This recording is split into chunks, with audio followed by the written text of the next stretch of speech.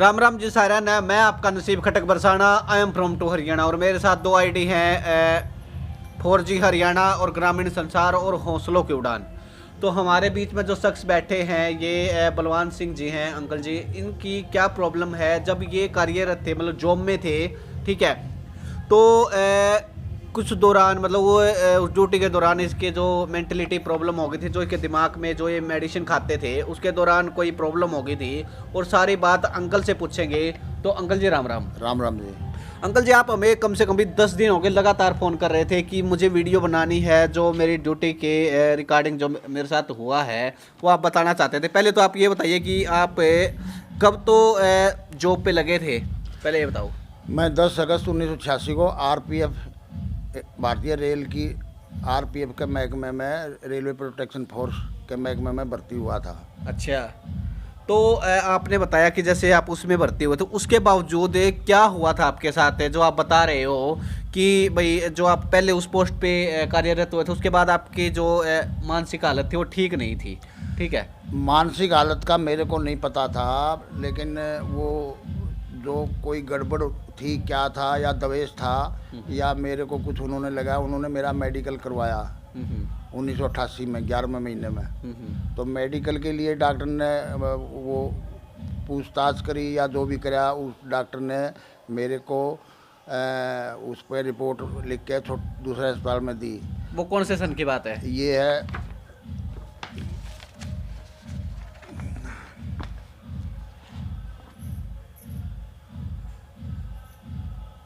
ये 1988 की बात है। और आप कार्यरत कब हुए थे?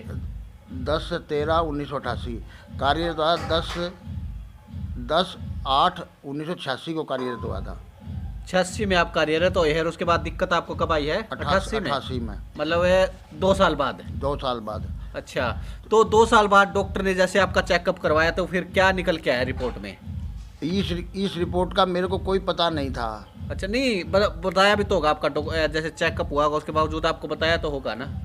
कुछ नहीं बताया उन्होंने। ये कागज़ दे दिया, एक छोटी पर्ची, ये सिक मीमो, जो फिट मीमो होती, तो बुखार हो गया, ये हो गया, कोई बीमार होता है उसको फिट नौकरी करने के योग्य जो मीमो देते हैं, वही मीमो मेरे को दे दी।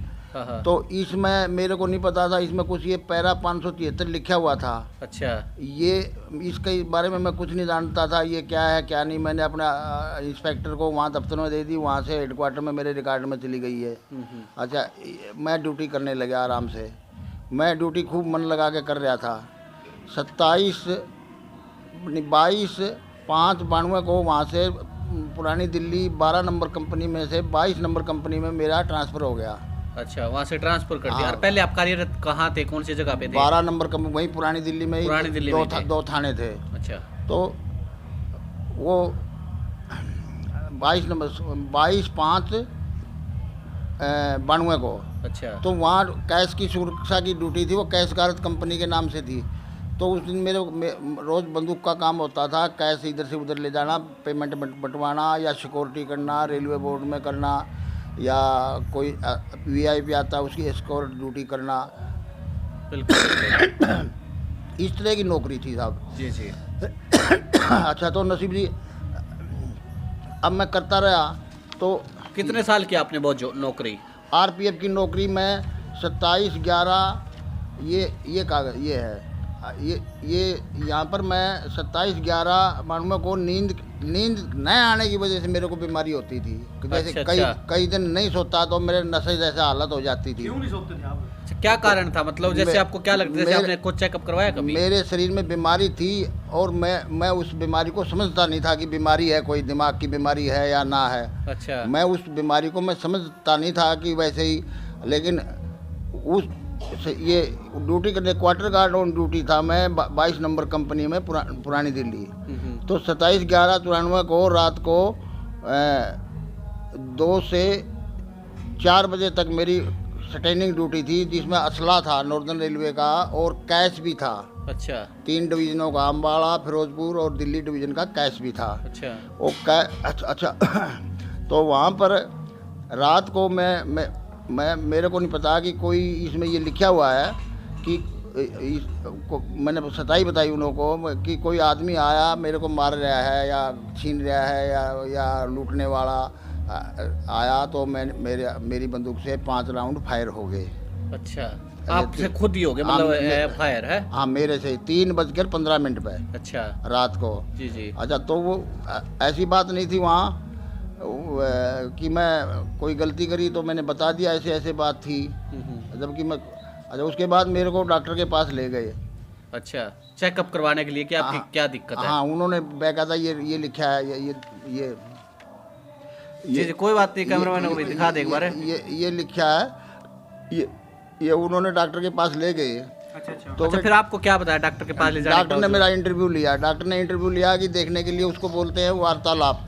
वार्तालाप बोलते हैं। उसमें डॉक्टर को कुछ शक हुआ कि मैं मेंटली फिजिकल ठीक नहीं हूँ, तो उसने डॉक्टर ने मेरे को दवाई दी। दवाई 1.5 महीने के बाद मेरे को फिर मीमो दे दी, वही पैरा 573 की।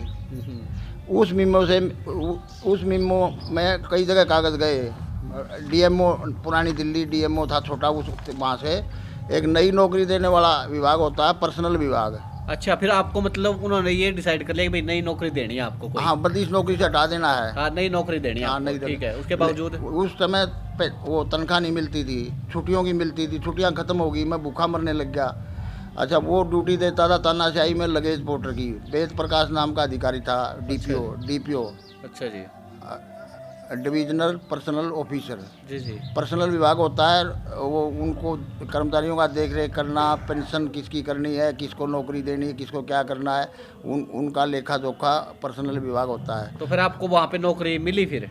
मतलब जैसे पर्सनल आप बता रहे हो, फिर एक नई नौकरी आपको मिली? वो वेद प्रकाश जी थे IRTS के रैंक से, जैसे कि अपने SDM होता है, उस रैंक के अधिकारी थे। उन्होंने वो तानाशाही के लगेज पोर्टर होता है एक पलेदार रेलवे में, सरकारी। जी जी। वो ड्यूटी दे रहे थे, वो भी बिल्कुल नीचे के ग्रेड के, और तनख्वाह मेरी बंद हो गई, मैं भूखा मरने लग गया। अच्छा जी। अच्छा, मैं कुछ घरवाले मेरे को परेशान कर रहे थे या, और फिर बाद में मेरे को कुछ उसने कई बार मेरे को सफाई वाले की ड्यूटी भी दी, मेरे को मजबूर कर दिया बिना नौकरी के। फिर मैंने उसने मेरे को स्पष्ट कहा कि भाई यहाँ से कोई कुछ मिलता है तो ले जा, जो कुछ करना है वो कर ले, कि कोर्ट कचहरी में जो कुछ केस करते हैं अप्लाई, वो जो करना है कर ले जाओ। मैंने उससे लगेज पोर्टर की ड्यूटी मांग ली कह के। अच्छा, कह के ड्यूटी मांग ली। और वो क्या ड्यूटी देना चाहता था आपको? वो वही दे रहा था, और लोगों को वाली दे रहा था। हाँ, और लोगों को भी तानाशाही से वही दे रहा था। कई बन गए और मैं भी बन गया, लेकिन मैं बीमार था। अच्छा, मैं आपसे वो काम होता नहीं था? हाँ, उसमें मेरे को दिक्कत थी, लेकिन उस टाइम में दवाई नहीं लेता था, वैसे काम चल जाता था। दवाई ले ली, छोड़ दी, ऐसे चलता था। जी जी। अच्छा, वहाँ चलते चलते अब मेरे को कोई भविष्य नहीं दिख रहा था। मेरे को ऐसा भविष्य नहीं दिख रहा था कि नहीं तो मेरा प्रमोशन होगा उसमें, वो प्रमोशन डेड हो जाता है वो दायरा लगने के बाद। तो फिर मैंने वहाँ पर एक मेरा ही समकक्ष RPF का सिपाही साथी कोई ऑफिस क्लर्क के जो पे आया था, और वो यूनियन में था। उसने मेरा वहाँ से, मैंने कहा कि माँ भाई मेरा यहाँ ट्रांसफ़र करवा दे। एक जगह थी कोरियर ब्रांच। नहीं, ठीक है। देखो, आपने इतनी बातें बता दी, लेकिन मतलब जैसे आपकी वो तानाशाही करता था आपके साथ, उसके बावजूद आपने क्या किया फिर? मैंने ड्यूटी ले ली उससे। वही ड्यूटी ले ली? कितने साल ड्यूटी की वो ड्यूटी तो मैंने करीब 31/1/97 से लेके 22/7/2022 तक। लेकिन उस 2022 तक, हाँ, 2022। जी जी जी, बिल्कुल बिल्कुल समझ गया। 22 जुलाई को इसी साल रिटायर हो गया। जी जी। अच्छा, तो वो उस साथी को मैं बोला भाई मेरे को एक टेम्परेरी जगह है, वहाँ टेम्परेरी मेरा रिकॉर्ड यहीं रह जाएगा, वहाँ टेम्परेरी में रिटर्न कोरियर की ड्यूटी है, वहाँ कई लोग और कर रहे हैं, मेरे को वहाँ करवा दे। तो उसने वहाँ मेरा ट्रांसफ़र करवा दिया। वो इज्जत की नौकरी थी, लेकिन मेरा मेन खाता था वहीं उसी में पार्सल विभाग में, लगेज पोर्टर का, जिसको पार्सल भारवाहक कहते हैं हिंदी में। तो वो, लेकिन तनख्वाह वहीं बनती थी, उसी खाते में था। लेकिन वहाँ भी जाती होती थी। वो कुछ सियासत में तेरे को पार्सल में भेज देंगे, पार्सल में मैं नौकरी नहीं कर सकता। 2006 दवाई लेने के बाद मैं एक दिन भी ड्यूटी नहीं कर सकता था। मेरे को रात की ड्यूटी ले लें तो एक दिन और कई बार मेरे नहीं को मतलब जैसे आपने बताया रात की ड्यूटी नहीं कर सकते थे, आपको प्रॉब्लम क्या थी फिर रात की ड्यूटी नहीं कर सकते थे तो? 2006 के बाद ये कागज़ है इसमें,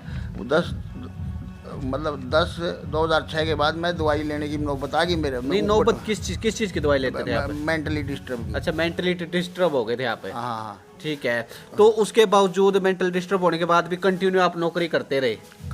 नहीं वो उसमें दिक्कत होती थी, पहले तो मैं दिक्कत सहन करता रहा, फिर मेरा ट्रांसफ़र वहाँ टेम्परेरी हो गया। अच्छा। रिटर्न कोरियर में डीआरएम ऑफिस में, वहाँ 15, 16, 17 आदमी थे, वो किताबें बांटना स्टेशनों पे और स्टेशनों के कागज़ लेके वहाँ जमा कराना, कोरियर का काम यही था। जी जी। वहाँ मैंने 27/7/2003 से लेके 22/7/2022 तक नौकरी करी, 19 साल नौकरी करी। जी जी। लेकिन उसमें भी मेरा शोषण होता था, कहते थे पार्सल में भेज देंगे तेरे को, ये कर देंगे वो कर देंगे। मतलब कुल मिला के आपकी मतलब जो जॉब थी वो इधर उधर, मतलब कभी आपको भेज देंगे कभी ये कर देंगे, मतलब आपको डराना, दबा के रखना। हाँ दबा के रखते थे आपको, आपकी उस कारण से कि जो आपको दिक्कत थी उस कारण से।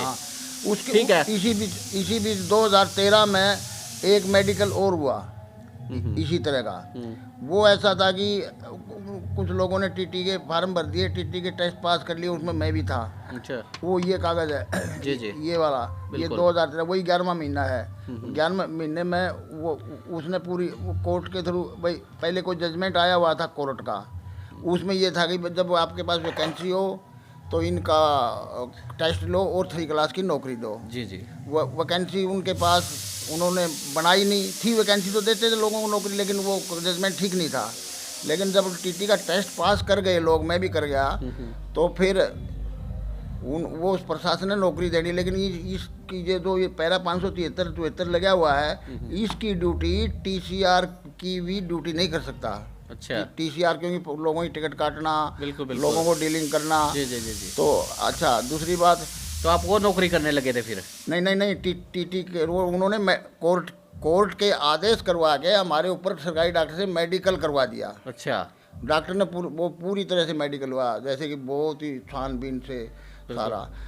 उसके बाद वहाँ पर मैं वहाँ पर मेडिकल हुआ। कनाट प्लेस में एक लाल लैब है, वहाँ खून टेस्ट हुआ, उसमें खून टेस्ट हुआ। वो खून टेस्ट में वो था, मेरे को पता नहीं था, वो दवाइयों का टेस्ट था कि इसके खून में कोई दवाई तो नहीं है। खून में दवाई मतलब जैसे कि शराबी है तो शराब की, मतलब कोई नशा नहीं करते कोई ऐसी नहीं चीजें तो शराबी है तो शराब का अगर टेस्ट कराएंगे तो वो अल्कोहल आ जाएगा इतने %। तो इसी तरह वो दवाई, वो एक लिथियम नाम की दवाई थी, उस पर मेरे को शक हुआ। तो मैं अच्छा, उसके बाद डॉक्टर ने उस डॉक्टर के पास वो आया कागज़, तो डॉक्टर ने 10 आदमी थे हम, सबकी पत्नियां बुलाई थी, मेरी वाइफ भी गई थी, पूछ लो बोरी। अच्छा, सबसे पूछा था उसने, वो इधर उधर करके वो देख के मेरे से ऐसे हाथ हिलाए, हाथ ऐसे करवाए, फिर ऐसे करके ऐसे करवाया, फिर वो करके और फिर वो मेरे को बिठाने लगा, बैठ जब आप खड़े, फिर वो बैठ के उनसे वो बोला कि बाबा आप लंबे समय से दवाई खा रहे हो, दवाई तो अच्छी है लेकिन आपकी किडनी ख़राब हो सकती है। बाबा कहता था वो बड़े को,